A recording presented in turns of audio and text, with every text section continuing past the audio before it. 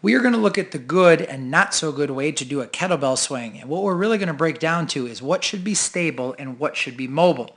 So first, let's look at a pretty good kettlebell swing. We can probably all agree that this looks pretty decent. There's really not a lot of faults there. Now we've transitioned into what is maybe not so great of a kettlebell swing. So what is the big difference between the two? Well, let's look at it again.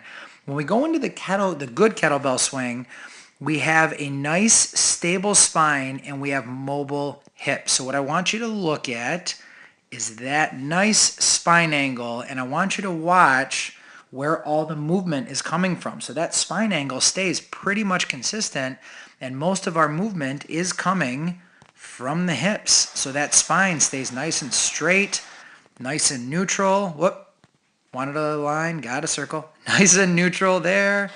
We also get nice and neutral at the bottom. Now, as you see, we can start to transition here. Now we have considerably less movement in the hips and a whole lot more movement in the spine. And that movement is going to be more forward and backward in that spine.